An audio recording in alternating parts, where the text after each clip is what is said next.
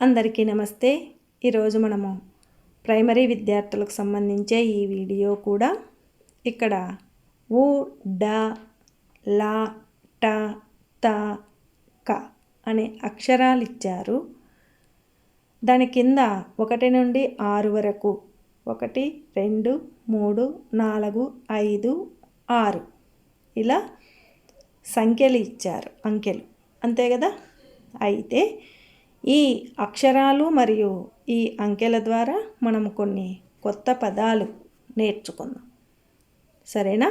ఇప్పుడు మీరు పక్కన గమనించినట్టయితే ఆ నంబర్లతో మనకు ఆ అక్షరం ఏమిటి, లేదంటే కొన్ని అక్షరాలను కలపండి అని ఇచ్చారు. అవి చెప్పుకుంటూ చూద్దాం. 1వ అక్షరం ఏమిటి? ఊ. 2వ అక్షరం ఏమిటి? డా. మరి ఆ రెండింటినీ కలిపితే ఊడ. ఊడ.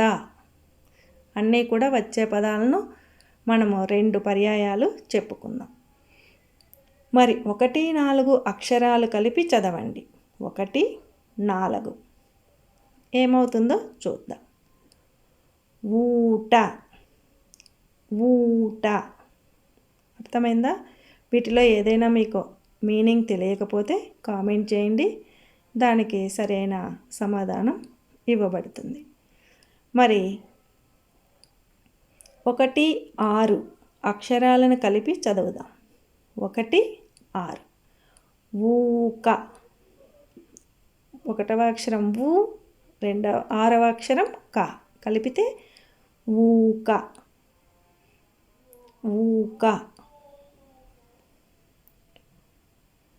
నెక్స్ట్ 5, 3 అక్షరాలను కలిపి చదువుదాం. 5, 3 ఇక్కడ అన్నీ మనకు ఆరోహణ క్రమం కాకుండా అవరోహణ క్రమంలో తీసుకుంటున్నాం. తల. అర్థమైందా? తల. మరి ఇంతవరకు 1వ అక్షరం 2 అక్షరాలే చూసాం, ఇప్పుడు 3 అక్షరాలు. 5, 2, 6 ఇదే క్రమంలో మనము కలుపుతూ ఒక పదం తయారు చేద్దాం. 5వ అక్షరం త, 2వ అక్షరం డ, నెక్స్ట్ 6వ అక్షరం క కలిపితే తడక. తడక. ఇలా మనం బోలెడన్ని కొన్ని అక్షరాలతోనే చాలా పదాలు మనం నేర్చుకోవచ్చు.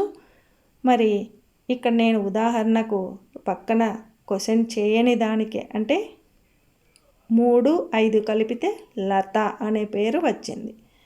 అలా ఈ అక్షరాల్లో ఇంకా మీరు ఏవైనా ఆరోహణ క్రమం కానీ అవరోహణ క్రమం కానీ ఎలా రాసినా ఏవైనా కొత్త పదాలు వస్తే అవి కూడా కామెంట్ చేయండి, ఓకేనా. Thanks for watching. Please like, share and subscribe. Bye. మళ్ళీ సరికొత్త వీడియోతో కలుద్దాం.